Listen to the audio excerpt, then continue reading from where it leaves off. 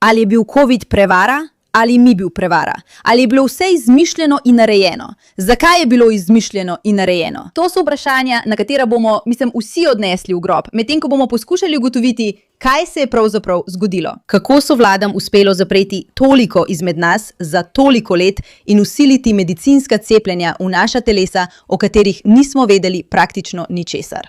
Zdaj vem, kako se večina naših sledilcev tukaj počuti glede vsega, kar se je zgodilo s COVID-19. In moram reči, da se z vami strinjam. Ampak vedno iščem resnično razumevanje tega, kaj se je v resnici zgodilo. Zato, ko sem odprla X in našla to noro poročilo Tulsi Gabbard, sem bila osupnjena. Ker, kot piše, danes, na moj zadnji dan kot direktorica Nacionalne obveščevalne službe, objavljam še nikoli prej videna sporočila in dokumente, ki razkrivajo, kako je dr. Fauci zagotovil milijone dolarjev ameriških davkoplačevalcev za financiranje nevarnih raziskav pridobivanja funkcije v laboratoriju v Wuhanu v sodelovanju s politiziranimi elementi. Mislim, da bo ta video morda najbližje, kot bomo kdaj prišli do razumevanja, kaj se je v resnici zgodilo. In jaz bi res rada vedela, kot verjamem, da bi tudi vi radi vedeli. Pred pandemijo COVID je dr. Fauci kot vodja Nacionalnega inštituta za alergije in nalezljive bolezni zagotovil milijone ameriških davkoplačevalskih dolarjev za financiranje nevarnih raziskav pridobivanja funkcije na koronavirusih netopirjev na Inštitutu za virologijo v Wuhanu. Kaž? Dobrodošli v oddaji Pushback. Sem Meira Kam, vaša gostiteljica in poskušamo se upreti norcem, kot je dr. Fauci. Zato naročite se, všečkajte ta video ali vklopite obvestila, da boste izvedeli za naslednjo noro stvar, ki se dogaja v našem svetu, medtem ko skupaj poskušamo razumeti dogajanje. Dobrodošli, zdaj ste del našega gibanja in veseli smo, da ste tukaj. In joj, ta video bo postal res grozen, kaj ne? Delo, ki ga zdaj mnogi vidijo kot vir nenamernega uhajanja iz laboratorija, ki je sprožilo pandemijo. Zdaj, v podporo predsedniku Trumpu in njegovi zahtevi po največji preglednosti, danes, na moj zadnji dan kot direktor Nacionalne obveščevalne službe, objavljam še nikoli prej videna sporočila in dokumente, ki razkrivajo, kako je Fauci sodeloval s politiziranim vodstvom v obveščevalni skupnosti. Da bi prikril resnico o svojih dejanjih, laboratorijskem uhajanju virusa, njegovem izvoru in svoji vlogi pri usmerjanju ameriškega financiranja teh nevarnih raziskav, ki so povzročile neizmerno škodo in nešteto izgubljenih življenj. V redu, preden se poglobimo v to, kaj to dejansko pomeni, se mi zdi res zanimivo, da so vedno levičarji tisti, ki govorijo o teh teorijah zarote, kako vlada v resnici nadzoruje vse in tako naprej. Ampak prav levica je oboževala COVID in ga ves čas potiskala naprej. To je nekaj, kar si moramo zapomniti. Oni so bili tisti, ki so res nasedli temu. Ampak, če je to, kar ona tukaj pravi, res tisto, kar se je dejansko zgodilo, če je bil ta človek za vsem tem in so vsi v vladi to vedeli, potem to ni teorija zarote. To je dejanska resnica o tem, kaj se je zgodilo in je popolnoma noro.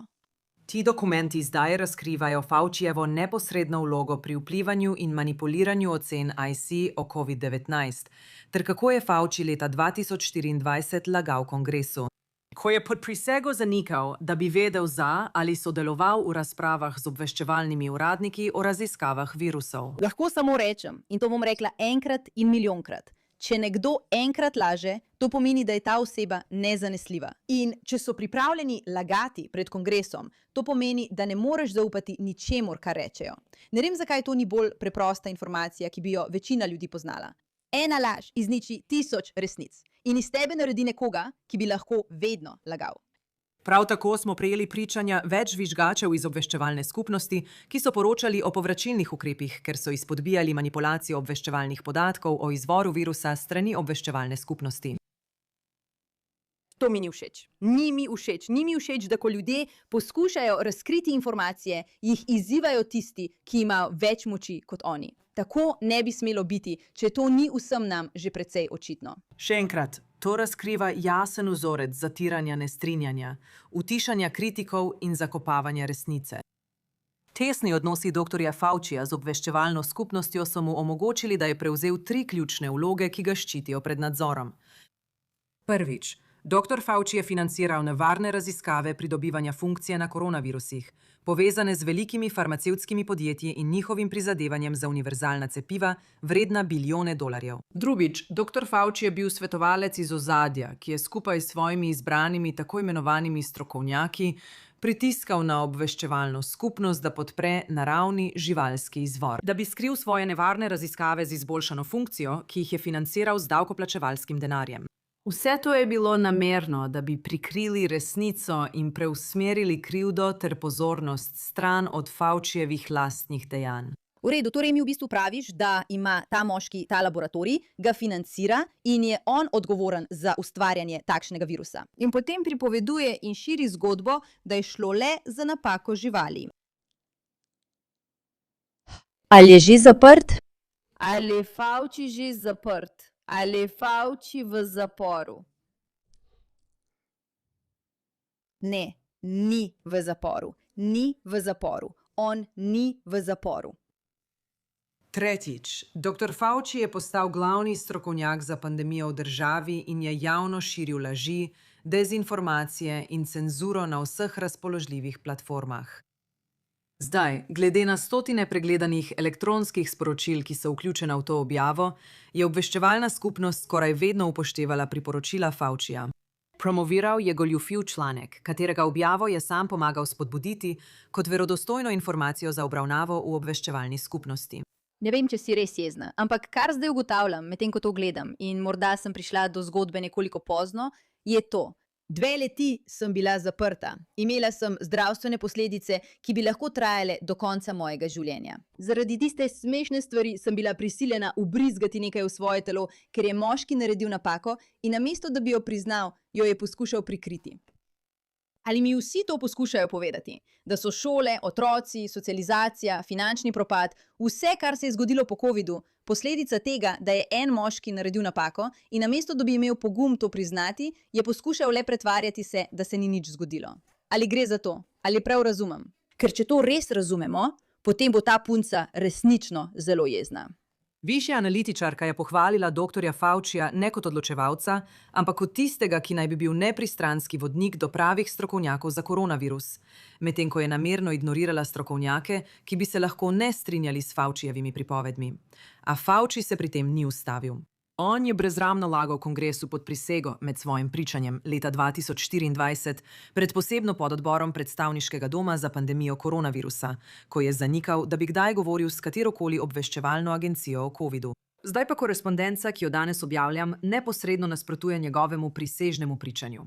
Zdaj smo prejeli izjave več žvižgačev, ki razkrivajo, da so analitiki obveščevalnih služb, ki so si drznili izpodbijati zaključke dr. Faucija o izvoru covida, bili deležni groženj z maščevanjem, marginalizacijo in mnogi so utrpeli nazadovanja v karieri.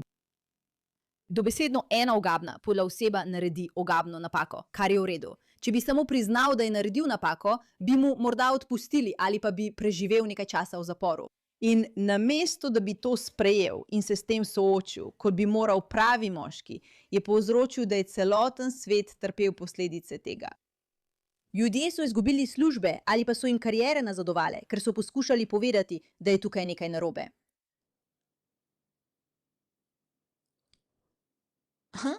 Naprimer, pogodbeni sodelavec je bil odpuščen le nekaj dni potem, ko je kot žvižgač stopil v stik z uradom direktorja Nacionalne obveščevalne službe. Še en primer. Tisti, ki so zagovarjali hipotezo o uhajanju iz laboratorija ali izrazili nasprotna mnenja, so jih njihovi nadrejeni opomnili, da bo vodstvo odločilo, kateri analitiki bodo napredovali in kateri ne. Sporočilo je bilo jasno. Prilagodi se ali pa boš kaznovan. Višji vodje so prav tako skušali spodkopati žvižgače tako, da so jim odvzeli anonimnost, ki je zahtevana v postopku prijave nepravilnosti, medtem ko so ti podajali svoje pritožbe. In tudi s tem, da so vztrajali, da so njihovi nadrejeni ali odvetniki prisotni na sestankih ODNI, kjer so ti žvižgači podajali svoje pričevanja, so očitno ustvarjali vzdušje zastraševanja. Pandemija covida je povzročila izjemne stiske in bolečine milijonom naših sodržavljanov ter neštetim ljudem po vsem svetu.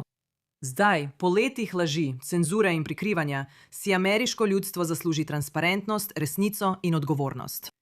Taktike, ki so jih uporabili za prikrivanje resnice, so neposredno iz priročnika globoke države. Politično motivirani voditelji, kot je dr. Fauci, so prikrivali lastne napake in zlorabe oblasti, manipulirali z obveščevalnimi podatki, lagali kongresu in spodkopavali zakonito izvoljenega predsednika, tako da so mu omejevali dostop do ključnih dejstev, ki jih je potreboval za varnost države. Čas je, da izveste resnico. No, če že odhajaš, Tulsi, potem vsaj odidi z udarcem. Fant, to je pa res ogabno. Veš, to pogosto rečem tukaj, ni pomembno samo, da imaš sovražnike. Pomembno je, da imaš v vladi ljudi, ki jim je dejansko mar za svoje ljudi. In če nimaš pravih ljudi v vladi, potem ni pomembno. Ni pomembno, kako nesposobni so tvoji zlobni sovražniki. Tvoja lastna vlada bo tista uničujoča sila, ki te bo uničila. In ko imaš ljudi, kot je ta, ki so sposobni manipulirati na takšni ravni uničenja, se moraš vprašati, kako lahko zagotovimo, da se kaj takega nikoli več ne ponovi. Hvala za vašo pozornost glede te zadeve.